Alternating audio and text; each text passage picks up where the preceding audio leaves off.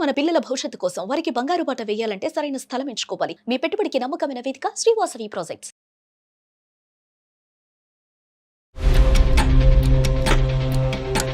నేను అడుగుతూనే ఉన్నాను, నాకేం సమాధానం చెప్పట్లేదు. సడన్ గా వేరే కొలీగ్ చెప్పారు ఇంకా తనకి మ్యారేజ్ ఫిక్స్ అయిందని. అసలు ఏం చేయలేని నిస్సహాయ స్థితిలో ఉండిపోయాను. మేబీ ఇంకా తనకి నేను బోర్ కొట్టేసానేమో సార్. ఇంకా మేబీ కొత్త అమ్మాయిని కోరుకున్నాడేమో. వాళ్ళు ఒత్తిడి పెట్టారు, వీళ్ళు ఒత్తిడి పెట్టారు కాబట్టి మన ప్రేమ ఎంత గొప్పదైనా కూడా ఈ రోజు ప్రేమను త్యాగం చేసి నేను పెళ్లి చేసేసుకుంటానంటే వన్ వే ట్రాఫిక్ కుదరదమ్మా.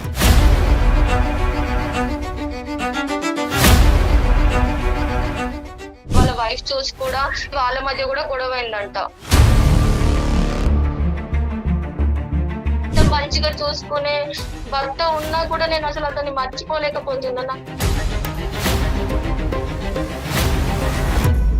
జస్ట్ ఒక ఫ్రెండ్ గా మాట్లాడాలని. ఫ్రెండ్ అమ్మా, అతనికి పెళ్ళై వెళ్ళిపోతే అతనిలోనే ఫ్రెండ్షిప్ చూసుకోవాలా నువ్వు? ఆ అబ్బాయి నన్ను మోసం చేశాడు అని అంటున్నావు. అన్యం పుణ్యం జరిగినటువంటి మీ భర్తను పుణ్యం ఇది మోసం కాదా? ఈ జ్ఞాపకాలు మీరు సరిగ్గా తుడుచుకోకపోవటం వల్ల వేరే వాళ్ళు ఎందుకు బాధితులు అవ్వాలి?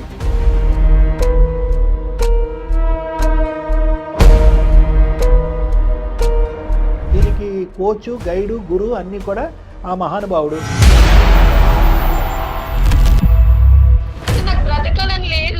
ఈ కథ విని విని విని నేను 20 yearsలో అసలు నాకే అర్థం కావట్లేదమ్మా.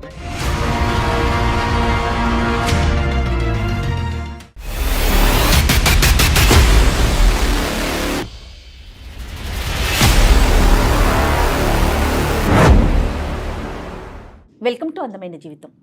నమస్తే డాక్టర్ గారు. నమస్తే మేడం. కళ్యాణ్ గారు, నాకు అందమైన జీవితంతో పాటు మీతో ఒక సిరీస్ చేయాలని ఉందండి. ఏంటంటే ప్రీ మ్యారిటల్ కౌన్సిలింగ్. పెళ్ళికి ముందే అమ్మాయి అబ్బాయితో ముందుగానే మాట్లాడటానికి వాళ్ళు ఏం మాట్లాడుకోవాలి, ఎలాంటి సమస్యలు వస్తాయి పెళ్లి తర్వాత అనేది, వాళ్ళతో పాటు వాళ్ళ ఫ్యామిలీ మెంబర్స్తో కూడా.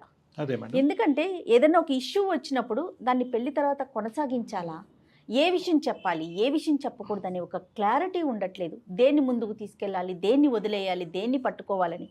దీనివల్ల ఏం చేస్తున్నారు, పెళ్ళి అయిపోయిన తర్వాత కాస్త ప్రయాణం ముందుకు వెళ్ళాక దీన్ని తీసుకొచ్చుకుంటున్నారు, అంటే వెనక్కి వెళ్తున్నారనమాట. ముందున్న జర్నీ ఆగిపోతా ఉంది. సో డెఫినెట్గా మీరు అవకాశం ఇస్తే మాత్రం వాటి మీద కొన్ని ఎపిసోడ్స్ చేద్దామండి. అలాంటి ఇష్యూ ఏనండి ఈరోజు.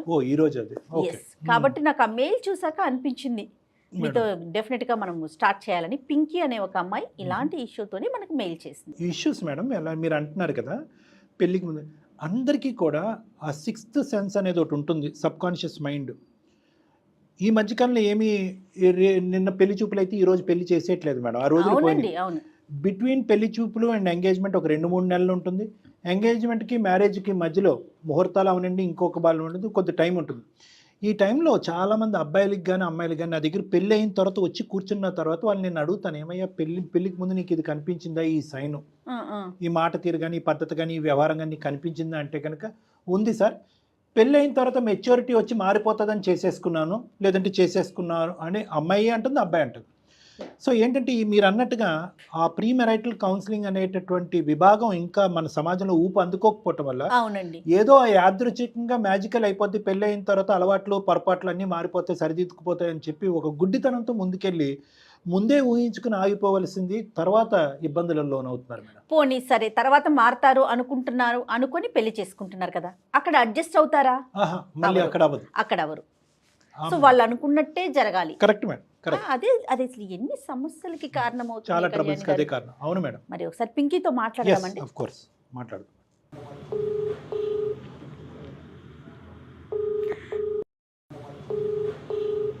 హలో, నమస్తే అండి పింకీ గారా? అవునా మీరు? నేను జయానండి, సుమన్ టీవీ అందమైన జీవితం ప్రోగ్రామ్ నుంచి కాల్ చేస్తున్నాను. నాతో పాటు డాక్టర్ కళ్యాణ్ చక్రవర్తి గారు ఉన్నారు. మీరు నమస్తే అమ్మా. నమస్తే సార్, బాగున్నారా సార్? బాగున్నానమ్మా. చెప్పమ్మా, నీ సమస్య ఏంటమ్మా? నా పేరు పింకీ సార్. అమ్మా, నేను ప్రెజెంట్ హౌస్ వైఫ్ సార్. ఓకేనమ్మా. మా ఆయన సాఫ్ట్వేర్ జాబ్ చేస్తారు. నా లైఫ్ అంతా హ్యాపీగానే ఉంది. ఎన్ని సంవత్సరాలు అవుతుందమ్మా పెళ్ళయ్యి? 2 years అవుతుంది మ్యామ్. ఓకే. చెప్పండి అమ్మా. నేను మీకు మెయిల్ చేసింది ఎందుకంటే యాక్చువల్లీ నేను పాస్ట్ లో నాకు బీటెక్ అయిపోయాక నేను ఒక అబ్బాయిని లవ్ చేశాను సార్. నేను జాబ్ చేస్తున్నాను బెంగళూరులో, నాకు జాబ్ వచ్చింది. నేను అక్కడ జాబ్ చేస్తున్నప్పుడు అతను నాకు కొలీగ్ అన్నమాట. So okay. నాకు అతని బిహేవియర్ అంటే కొంచెం నచ్చి అంతా కలిసి వర్క్ చేస్తుంటాం కదా, కొలీగ్ అన్ని చూసి ఫస్ట్ నేనే లవ్ చేశాను. ఓకే, మీరే ప్రపోజ్ చేశారు. నేనే ప్రపోజ్ చేశాను మ్యామ్. ప్రపోజ్ చేశాక ఆయన కూడా యాక్సెప్ట్ చేశారు. ఓ. మా రిలేషన్ అలా ఒక 4 years అలా కొనసాగింది మ్యామ్. అండర్స్టాండింగ్ గా అన్ని కలిసి బాగుండే వాళ్ళం. ఓకే. అంటే తనని ఇంకా డీప్ గా లవ్ చేశాను మ్యామ్. అతను కూడా నన్ను డీప్ గా లవ్ చేశాడనే నేను అనుకున్నాను. అండర్స్టూడ్. తనే నాకు సర్వస్వం అనే నేను అనుకున్నాను. ఓకే. 4 years మా రిలేషన్ తర్వాత సడన్ గా కొంచెం నన్ను అవాయిడ్ చేస్తున్నాడా, కొంచెం దూరం పెడుతున్నాడా, నేను ఏమైనా బోర్ కొట్టేశానా అని నాకు డౌట్ వచ్చింది. ఇంకా నేను అంటే కొంచెం అవాయిడ్ చేయడం కానీ, మెసేజెస్ కానీ, కాల్స్ కానీ రిప్లేస్ లేట్ గా ఇవ్వడం కానీ, అంతకు ముందు ఉన్నట్టు నాతో బిహేవ్ చేయకపోవడం, నేను అడుగుతూనే ఉన్నాను. నాకేం సమాధానం చెప్పట్లేదు. సడన్ గా వేరే కొలీగ్ చెప్పారు ఇంకా తనకి మ్యారేజ్ ఫిక్స్ అయిందని. అసలు నాకు మైండ్ లాస్ట్ అయింది. అసలు నేను ఇంత లవ్ చేశాను, అసలు నాకు ఒక్క మాట కూడా చెప్పకుండా ఏంటి నన్ను అవాయిడ్ చేస్తున్నాడని నాకు డౌట్ వస్తుంది. కానీ నాకు ఏం చెప్పలే. అసలు ఇంకా నాకు ఏం చేయాలి అని నేను తనకి కాల్ చేశాను, రెస్పాండ్ కాలేదు. ఇంకా నేను కంటిన్యూగా చేస్తే తర్వాత రెస్పాండ్ అయ్యి లేదు మా ఫ్యామిలీ వాళ్ళు ఇలా నన్ను ఫోర్స్ చేశారు, నీకు నాకు చెప్పే టైం కూడా లేదు, నాకు ఇలా మ్యాచ్ ఫిక్స్ అయిపోయింది అనేసి అన్నారు. సో ఓకే, సో మీకు ఎవరైతే మధ్యలో ఫ్రెండ్ చెప్పాడో అది నిజమే. నిజమే. ఇంకా మ్యారేజ్ ఫిక్స్ అయింది. అసలు నేను అప్పుడు ఏం చేయాలి? అట్లీస్ట్ నాకు ముందు తెలిసినా కూడా నేను ఏదో ఒక డెసిషన్ తీసుకునేదాన్నేమో. ఓకే. మా ఇంట్లో మాట్లాడడం గానీ, అతని ఇంట్లో ఒప్పించడం గానీ అతను చేస్తాడు అనుకున్నా. అన్ని హోప్స్ పెట్టుకొని ఉన్న నేను సడన్ గా అతనే నీకు ఇంకా కుదరదు, నా వల్ల కాదు, ఇంట్లో ఫోర్స్ వల్ల నేను ఇలా చేయాల్సి వచ్చిందని అతనే మాట్లాడితే ఇంకా నేను అసలు ఏం చేయలేని నిస్సహాయ స్థితిలో ఉండిపోయాను. నా పరిస్థితి ఎలా ఉంటది? ఇన్ని రోజులు మేము కలిసి ఉన్నాం, అతని మీద నేను ఎన్ని సో హోప్స్ అతనికి ఇంకేం వేరే పెట్టుకున్నాను. గర్ల్ ఫ్రెండ్ కానీ ఇంకొక పద్ధతి ఏమీ లేదమ్మా. లేదు, అరేంజ్ మ్యారేజ్ అని చెప్పారు. Right, okay, got it. తర్వాత ఏమైందమ్మా? నెక్స్ట్ ఏంటి? నాకు సపోర్ట్ ఉంది అతనే నాకు అలా డెసిషన్ తీసుకున్నాక నేను ఇప్పుడు ఒకవేళ నేను ఏమైనా చేసినా కూడా మా పేరెంట్స్ పరువు పోతుంది, నా పరువు పోతుంది ఒక ఆడపిల్లగా సొసైటీలో. మళ్ళీ ఇప్పుడు అటు ఒక ఆడపిల్ల జీవితం 2 రోజుల్లో పెళ్ళి అంటున్నారు. నేను ఆ సిచ్యువేషన్ ఇంకా నేను ఏం చేయాలి? సింగిల్ గా ఇంకా నేను ఏం కానీ చేయలేకపోయాను. నీకు సమాధానం చెప్పాలి కదమ్మా. నేను అనేది ఏంటంటే ఓకే, ఒక వేరే అటువైపు ఒక ఆడపిల్ల ఉంది, ఇంకో 2 రోజుల్లో పెళ్ళి, పరువు తీయకూడదు, పరువు ప్రతిష్ట అని ఆలోచించావు. కానీ ఇక్కడ ఎంత తల్లిదండ్రులు ఒత్తిడి పెట్టినా కూడా అతనికంటూ ఒక మనసు ఉంటుంది, నీకంటూ కొన్ని ప్రామిసెస్ చేసి ఉంటాడు కదా. ఆ ప్రామిసెస్ ఏంటి, ఆ మనసుని తీసుకెళ్ళి ఎందుకు పక్కన పెట్టాడు అనేది నీకు సరైన సమాధానం చెప్పకుండా 2 రోజుల్లోనే పెళ్ళి అని చెప్పి అతను నిలదీయాలి కదమ్మా. ఇప్పుడు తన కొన్ని రోజులుగా నన్ను దూరం పెట్టడంతోనే మేబీ ఇంకా తనకి నేను బోర్ కొట్టేసానేమో సార్. ఇంకా మేబీ కొత్త అమ్మాయిని కోరుకున్నాడేమో. నాకు ఫస్ట్ నుంచి డౌట్ వస్తుంది, అది నాకు మెల్లిగా నాకు క్లారిఫై అయింది. నేను అనేది ఏంటంటే అమ్మా, సహజ సిద్ధంగా మన గడపకు వస్తూ ఉంటాయి ఇటువంటిది, మన క్లినిక్ వరకు వస్తూ ఉంటాయి ఈ సమస్యలు. వాళ్ళు ఒత్తిడి పెట్టారు, వీళ్ళు ఒత్తిడి పెట్టారు కాబట్టి మన ప్రేమ ఎంత గొప్పదైనా కూడా ఈ రోజు ప్రేమను త్యాగం చేసి నేను పెళ్లి చేసేసుకుంటాననే 1 వే ట్రాఫిక్ కుదరదమ్మా. ప్రేమించుకున్నప్పుడు ఇద్దరు ప్రామిస్ చేసుకున్నారు, ఎంత దూరం అయినా కూడా ఫైట్ చేస్తామని నిర్ణయించుకున్నారు, ఇరువైపుల తల్లిదండ్రులు ఒప్పిస్తామని ఒప్పుకున్నారు. అవన్నీ పక్కన పెట్టేసి ఒకళ్ళు తగ్గిపోయి కాంప్రమైజ్ అయినప్పుడు అసలు ప్రేమ అనేటటువంటి దాంట్లో కూడా దిగద్దు. ఎందుకంటే ప్రేమ అంటే కనుక ప్రేమించుకున్నప్పుడు ఆ బలం ఉంటే కనుక పెళ్లి వరకు తీసుకెళ్లే ఆ స్థైర్యం ఉండాలి, ఆ పట్టుదల ఉండాలి, ఆ పోరాట పటం ఉండాలి. ఒకళ్ళు విత్డ్రా అయిపోతే అంటే నేను నీకని కాదమ్మా, జనరల్గా నేను చెప్తున్నాను. ఇక్కడ ఏంటంటే అంత నోట్లో వేలు పెడితే కొరకనటువంటి బ్యాచ్ ఏం కాదు మీ బాయ్ ఫ్రెండ్. అతను ఏంటంటే కనుక ప్రేమిద్దాం, ప్రేమలో కొంతకాలం కొనసాగిద్దాం, తల్లిదండ్రులు ఏమైనా థ్రెట్ చేసి బలవంతం పెడితే కనుక విత్డ్రా అయిపోదాం, ఈ అమ్మాయికి సింపుల్గా వెళ్ళి చెప్తావు నువ్వు నా మనసులో ఎప్పటికీ ఉంటావు, కానీ మా తల్లిదండ్రులు ఏదైనా అయిపోతారనే భయంతో నేను అటువైపు పెళ్లి చేసుకున్నాననే ఈ కథ విని నేను 20 yearsలో అసలు నాకే అర్థం కావట్లేదమ్మా. సార్ ఇక ఫస్ట్ నుంచి నేనే లవ్ చేశాను కదా సార్, నేనే అతి ప్రేమ చూపించేదాన్ని. ఇంకా అది నాకు అలస అయిపోయిందో మరి, నేను ఇంకా ఇన్ని రోజులు కలిసి ఉండడం వల్ల మరి బోర్ కొట్టేశాను, అసలు ఇంకా డిప్రెషన్ లోకి వెళ్ళిపోయాను. అసలు ఇంకా నేను సూసైడ్ అటెంప్ట్ కూడా చేశాను, కానీ మా ఫ్రెండ్స్ ఇంకా లాస్ట్ మినిట్ లో నన్ను కాపాడారు, హాస్పిటల్లో జాయిన్ చేసేది సార్. ఓకే, ఇంకా అంతవరకు నేను ఇక ఆ టైంలో నేను అసలు జాబ్ మీద కూడా కాన్సన్ట్రేట్ చేయలేకపోయాను. ఇంకున్న జాబ్ కూడా పోయింది. ఇదంతా జరిగి ఎంతకాలం అయిందమ్మా పింకీ? అంటే అతని పెళ్లి అవటం నువ్వు ఇదంతా ఒక 4 years అవుతుంది. 4 years అయింది. ఓకే, అబ్బాయిని ఎప్పుడైనా ఫోన్ చేసి అడిగావా? ఏరా బాబు ఇంత అన్యాయం చేశావు కదా, నీ వరకు నువ్వు సుఖంగానే ఉన్నావు అని అడిగావా? ఇంకా జరిగిన దానికి మనం ఏం చేయలేము, జస్ట్ ఫ్రెండ్స్ లాగా మాట్లాడుకుందామని చెప్పేసాడు సార్. అని కౌన్సిల్ చేసాడు. ఓకే, ఆ. రైట్. ఓకే, తర్వాత ఏమైందమ్మా నీ పరిస్థితి? ఇంకా నేను అక్కడ ఉండలేక నేను ఇంటికి వచ్చేసాను సార్. ఇంకా అంటే ఇంట్లో అమ్మ వాళ్ళు కూడా మ్యారేజ్ చేస్తాము అనేసి అంటే నాకు కొంచెం టైం కావాలని అడిగాను సార్. ఓకే, ఇంకా కొంచెం టైం ఇచ్చి చూడండి నేను చేసుకుంటాను అనేసి అంటే వాళ్ళు మ్యాచెస్ చూసారు సార్. ఓకే. ఇంకా ఒక మ్యాచ్ వచ్చింది, అబ్బాయి కూడా బాగున్నాడు, అతను సాఫ్ట్వేర్ జాబ్ చేస్తారు. ఎంత గ్యాప్ వచ్చిందమ్మా? అంటే నువ్వు తేరుకోవడానికి ఎంత టైం పట్టింది? అతను పెళ్లి చేసుకున్న మీ బాయ్ ఫ్రెండ్ పెళ్లి చేసుకున్న ఎంత కాలం తర్వాత మీరు పెళ్లి చేసుకున్నారు? 1.5 year తర్వాత నేను చేసుకున్నాను సార్. మంచివాడే అనిపించింది, జాబ్ ఉంది, నా పాస్ట్ ఇది, నేను ఇట్లా జాబ్ చేస్తున్నప్పుడు ఒక అబ్బాయిని లవ్ చేశాను అని నేను జెన్యూన్ గా చెప్పేసాను సార్. చెప్పేస్తే అతను కూడా అర్థం చేసుకొని ఓకే, ఇంకా ముందే నాకు జెన్యూన్ గా నీ పాస్ట్ ఏంటో చెప్పావు కదా, నీ జెన్యూనిటీ నాకు నచ్చింది అని అతను కూడా బాగా రిసీవ్ చేసుకున్నారు. ఓకే. అతను కూడా చాలా మంచివారు, నన్ను బాగా చూసుకుంటారు. Okay, very nice. నేను కూడా తర్వాత మళ్ళీ ఏం జాబ్ చేయలేదు, ఇంట్లో ఖాళీగానే ఉంటున్నా హౌస్ వైఫ్ లానే. ఓకే, బాగుంది. తర్వాత అమ్మా? కానీ నేను అతన్ని అంత లవ్ చేయడం వల్ల ఏమో, నేను అతనే నా సర్వస్వం అని ఫీల్ అవ్వడం వల్ల ఏమో తెలియదు, కానీ నాకు నా భర్త నన్ను ఎంత బాగా చూసుకుంటున్నా కూడా నేను తన జ్ఞాపకాలు నాకు వస్తూనే ఉన్నాయి సార్. అది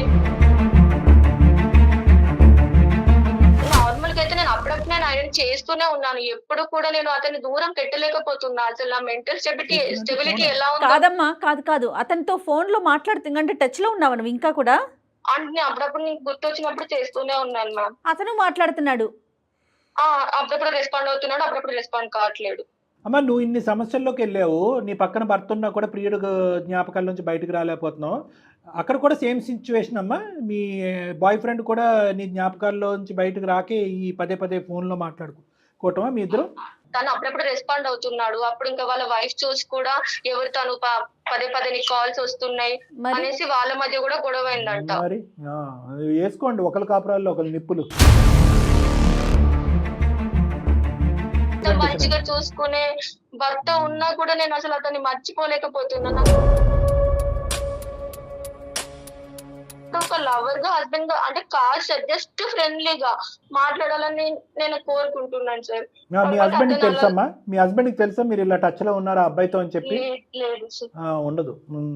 అసలే నేను ఇందాక ఏం భయపడ్డాను అంటే కనుక జెన్యూనిటీ అని చెప్పి ఎందుకు ఆడపిల్లలు ఆ గతం గురించి కాబోయే భర్తలకు చెప్తారు అనేటటువంటిది ఒక అంశం అమ్మ. డాక్టర్ గారు మీరు ఏం చెప్తారు అంటే కనుక నేనైతే వద్దని చెప్తాను. ఎందుకంటే కనుక రేపొద్దున తెలిసి వస్తే ఎలాగండి అని కూడా అడుగుతూ ఉంటారు. చూడండి అమ్మ, అన్లెస్ అండ్ అంటిల్ అంటే మీ స్టోరీ కాదులే అండి, మీ భర్త గారికి ఇంకా ఏం తెలియదు పాపం, వీలైనంత వరకు గతం అని చెప్పి వదిలేయమని చెప్తాను.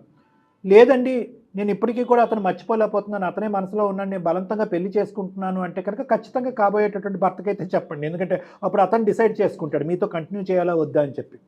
అలా కాకుండాని మీరు ముందస్తునే ఏదో ఉంది అనుకుంటే కనుక అన్లెస్ అండ్ అంటిల్ మీ అండర్స్టాండింగ్, బాండింగ్, మీ ఇద్దరి మధ్యన రిలేషన్షిప్, కాబోయేటటువంటి భర్త మీకు ఒక బాండ్ రిలేషన్షిప్ అనేది బాగా ఎస్టాబ్లిష్ అవుతేనే కానీ ఇలాంటి అంశాలు చాలామందికి అర్థం కావమ్మా.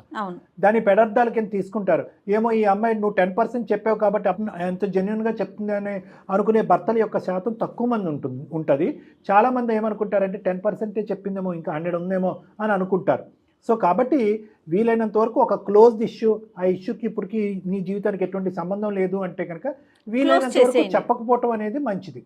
ఎనీవే నువ్వు చెప్పావు, కానీ ఇక్కడున్న నువ్వు చెప్పే దాంట్లో విచిత్రం ఏంటంటే అసలు మీ హస్బెండ్ ఎంత మంచివాడా అని అనిపిస్తుంది. తనని నేను మోసం చేయాలని లేదు సార్, జస్ట్ కాకపోతే ఇన్ని రోజులు తనతో ఉన్నాను, తనని అంత లవ్ చేశాను కదా, జస్ట్ ఒక ఫ్రెండ్ గా మాట్లాడాలని. ఫ్రెండ్ అమ్మా, అతనికి పెళ్ళై వెళ్ళిపోతే అతనిలోనే ఫ్రెండ్షిప్ చూసుకోవాలా నువ్వు?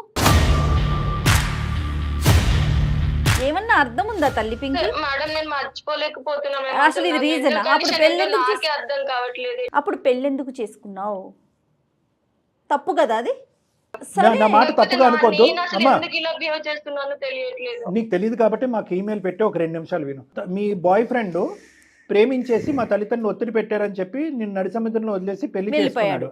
అవును. అతను హ్యాపీగానే ఉన్నాడు. ఓకే, నువ్వు ఫోన్ చేయటం వల్ల వాళ్ళిద్దరు భార్యాభర్తల మధ్యన గొడవ జరగటం అనేటటువంటిది అదేమి అతనికి ప్రేమ ఎక్కువయ్యి గొడవ ఏమి అవ్వలేదు. నీ మీద ప్రేమ ఎక్కువయ్యి గొడవ అవ్వలేదు. నువ్వు పదే పదే ఫోన్ చేయటం వల్ల అతను అడ్డంగా దొరికాడు కాబట్టి, నిన్ను ఓదారుస్తున్నటువంటి సమయంలో ఆ వైఫ్కి అడ్డంగా దొరికాడు కాబట్టి అయ్యిందే కానీ నువ్వు అతని గురించి ఆలోచించే దాంట్లో అతను 1% కూడా నీ గురించి ఆలోచించట్లేదు. నేను నిన్ను అడిగేది ఏంటంటే, ఆ అబ్బాయి నన్ను మోసం చేశాడు అని అంటున్నావు. అన్యం పుణ్యం ఎరగినటువంటి మీ భర్తను ఇప్పుడు నీది మోసం కాదా? అందుంచి జయమేళ అన్నారు, ఎందుకు పెళ్లి చేసుకున్నావు అన్నారు. అయితే మీరు గతాన్నన్నా పూర్తిగా తుడిచేసి పెళ్లి చేసుకోండి, లేదంటే ఆ గతంలోనే ఉండండి. అది తుడిచినట్టుగా అది మనసులో పెట్టుకుని మనసులో ఒక వ్యక్తి బయట ఉండేటటువంటి ఒక వ్యక్తి జరగటం అనేది మనం మనిషిలో అమ్మా, అది ఇంపాసిబుల్. అది తను నన్ను బాగా లవ్ చేస్తున్నారు, నన్ను ఇంత ప్రేమగా చూసుకుంటున్నారు, తనని అన్నీ మోసం తనే చేయాలని చెప్తోంది. నాకు లేదు, కానీ నేను ఆయన మర్చిపోలేకపోతున్నాను. ఇప్పుడు అందుకే నేను background లో- పదే పదే ఆయనకు మెసేజ్ కాల్ చేస్తున్నాను. నువ్వు బ్యాక్గ్రౌండ్లో ఈ విధంగా అతనితో మాట్లాడుతున్నానంటే అప్పుడు చూడు మీ భర్త ఎటువంటి ప్రేమను చూపెడతాడో ఏమి ఇస్తాడో.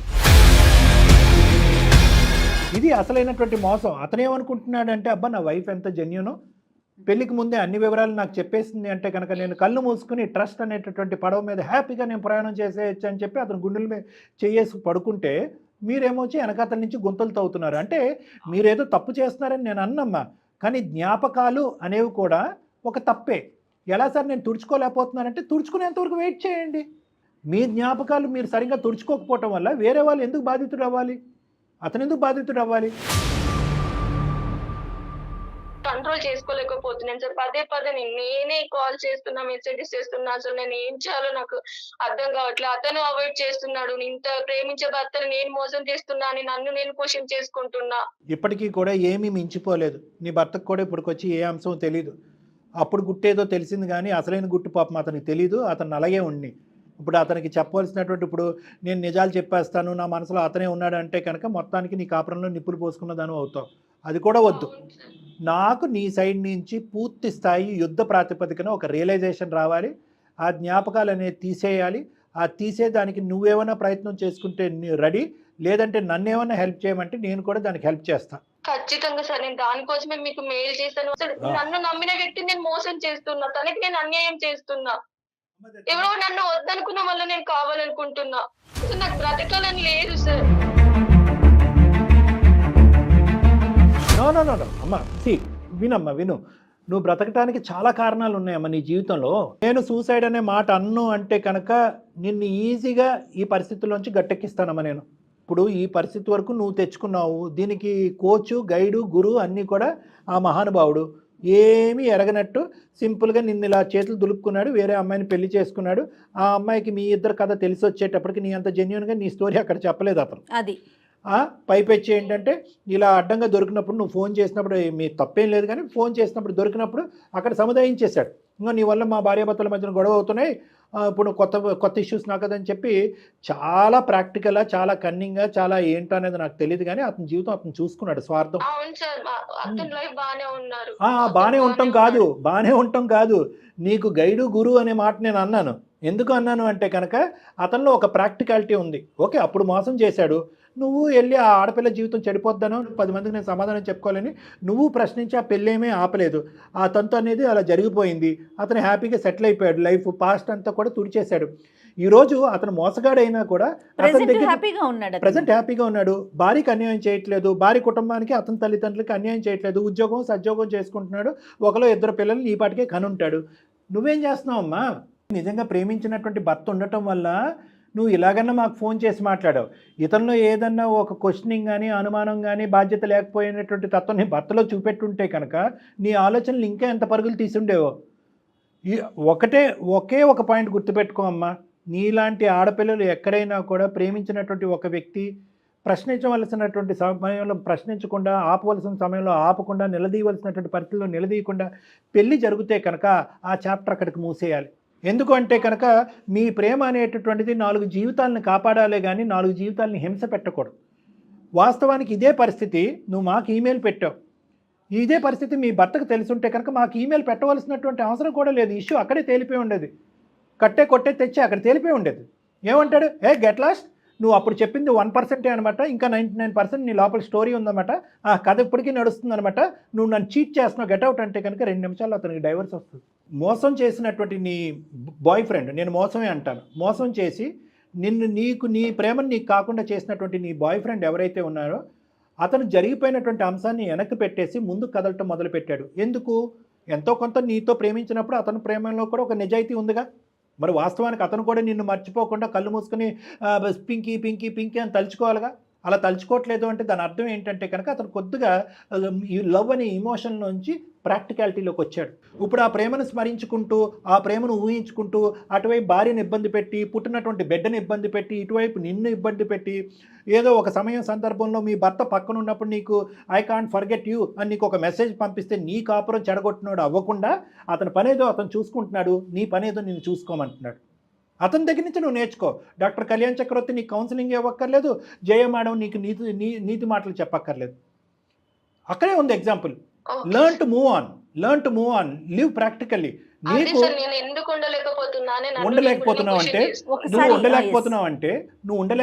అంటే నువ్వు రిటైర్మెంట్ తీసుకున్నావు. నువ్వు నీకు ఉండేటటువంటి ఆశయ సాధన గురించి కానీ నీ గమ్యాల వైపు పయనం చేయటం అనేది అయిపోయి ఈ ప్రేమతోనే ఫుల్ స్టాప్ కామా పెట్టేసి ఆ మనిషి గురించే భజన చేస్తున్నావు. నువ్వు ప్రేమ అనేటటువంటిది జీవితంలో ఒక అంశం మాత్రమే. ప్రేమించినటువంటి అబ్బాయిని పెళ్లి చేసుకోవాలని అనుకోవటం ఒక అంశం మాత్రమే. అదే జీవితం కాదు. ఒకప్పుడు ఏదన్నా ఒక అంశం వల్ల ఒక సందర్భంలో అది బెడిసి కొడితే కనుక learn to move on for other reasons. లక్ష కారణాలు ఉన్నాయి మీ జీవితంలో ముందుకెళ్ళటానికి. కాదు డాక్టర్ గారు, అదర్ రీజన్ అని కానీ మళ్ళీ ఇంకొక పెళ్లి చేసుకోవడం కాదు తల్లి. నీ కెరియర్ ని కొనసాగించు, చదువును కొనసాగించు, మీ అమ్మ నాన్నలను సుఖపెట్టు, వాళ్ళ ఆశయాలు. ఇప్పుడు ఇదే అంశం మీ పేరెంట్స్కి తెలిసినా, మీ భర్తకు తెలిసినా ఎటువంటి పరిస్థితి వస్తుంది, ఆ పరిస్థితిని రాకముందే ఊహించుకుని నిన్ను సముదాయించుకో, నిన్ను సెల్ఫ్ కౌన్సిల్ చేసుకో, వేరే వాటి వైపు నీ మైండ్ డైవర్ట్ చేసుకో, హాబీస్లోకి వెళ్ళు, వేరే ఇంట్రెస్ట్లోకి వెళ్ళు. ఎవరైనా కానీ నీకు ఒక నమ్మకమైనటువంటి ఫ్రెండ్ ఉంటే కనుక వాళ్ళతో మాట్లాడు. ఇదే ఆలోచన పదే వచ్చి నన్ను తినేస్తుంది, మొగుడు ఒక పక్కన ఉంటే కనుక ప్రియుడు గురించి నేను తెలియకుండానే ఆలోచిస్తున్నాను, నా మైండ్ అక్కడి వరకు వెళ్ళిపోతుంది ఏమన్నాడంటే కనుక వాళ్ళని నీకు కౌన్సిల్ చేస్తారు. ముందు అర్జెంటుగా ఎక్కడైనా ఒక జాబ్కి జాయిన్ అవ్వు, ఇంకా అర్జెంటుగా వెరీ అర్జెంటుగా డాక్టర్ కళ్యాణ్ చక్రవర్తి గారిని కలువు. ఏం డాక్టర్ గారు? అంతే మేడం, మీరు చెప్పింది ఏంటంటే మేడం, ఇప్పుడు డిప్రెషన్ అంటే కనుక చాలామంది తప్పుగా అనుకుంటారు, కానీ నీలాంటి పరిస్థితుల్లో ఉన్న వాళ్ళకి వచ్చేటటువంటి ఒక దురదృష్టకరమైన మానసిక పరిస్థితి ఏంటంటే అది డిప్రెషన్. ఆ డిప్రెషన్ అనేది ఒక ఇమోషన్, దాంట్లో లాజిక్ ఉండదు. ఎప్పుడు కూడా అది అలా మబ్బులా కమ్మేస్తూ ఉంటుంది, ఒకే ఆలోచన చుట్టూ పదే తిరుగుతూ ఉంటుంది. ఆ ఆలోచన తీసేద్దామన్నా తీయలేం. ఒక పక్క నుంచి జీవితం అన్యాయం అయిపోతుంది, అటువైపు వాళ్ళు అన్యాయం అయిపోతున్నారన్న ఆలోచన తీయలేం. నిద్రపోనివ్వదు, తిండి తినేవద్దు, వేరే పనులు చేసుకునేవద్దు, వేరే వాటి మీద దృష్టి పెట్టనివ్వదు, ఎప్పుడు మనసు భారంగా ఉంటుంది. ఇటువంటి పరిస్థితుల్లో ఏంటంటే నీలాంటి ఆడపిల్లలు మా వరకు ఫోన్ చేశారు, కానీ చాలామంది ఆడపిల్లలు వేరే తప్పటడుగులు వేస్తూ ఉంటారు. ఐదర్ ఇంట్లోంచి పారిపోవటం కానీ, చనిపోవటం కానీ, ఆ పాత ప్రియుడితో ఇంట్లోంచి వెళ్ళిపోవటం కానీ, ఇలాంటి రకరకాల పిచ్చి పనులు చేస్తూ ఉంటారు. ఇవన్నీ డిప్రెషన్. సో నేను మేడం నా దగ్గరికి ఎందుకు రమ్మంటున్నారంటే, మీ మనసులో ఉండేటటువంటి ఆలోచనలు ఏ పద్ధతిలో తీసేయాలనే కౌన్సిలింగ్ చేయగలిగే కెపాసిటీ నాకు ఉంది. బి, ఒకప్పుడు మానసికంగా మీరు డిప్రెషన్లో ఉంటే కనుక ఆ డిప్రెషన్ క్లియర్ చేస్తే కనుక మీరు హ్యాపీ, మీ భర్త హ్యాపీ, అతను ఎవరైతే ఉన్నాడో అతని జీవితం అతను చూసుకుంటాడు. ఓకేనా పింకీ? Okay ma'am. అన్నీ నీకు తెలుసు, కానీ నువ్వు అమలు చేయలేకపోతున్నావు. చాలా అర్జెంటుగా నా కాల్ కట్ అయిన వెంటనే నువ్వు ఒక్కసారి డాక్టర్ గారితో మాట్లాడదు కానీ, ఆయన టైం ఇచ్చిన వెంటనే కలుద్దు కానీ. Right? Okay Pinky, all the best నానా. God bless you. Take care. Bye. Kalyan garu, నేను ఎందుకు కొనసాగించలేదంటే ఆ పిల్లకి తెలుసు తను చేసేది తప్పని తెలుసు, బయటికి రాలేకపోతుంది. దానికి మీలాంటి ఎక్స్పర్ట్స్ సలహాలు కావాలి. డెఫినెట్గా ఒకసారి మాట్లాడుతుడు కానీ దాన్ని బట్టి మనం పింకీని బయటకు తీసుకు. 100%. నమస్తే. Thank you Jagan. నమస్తే.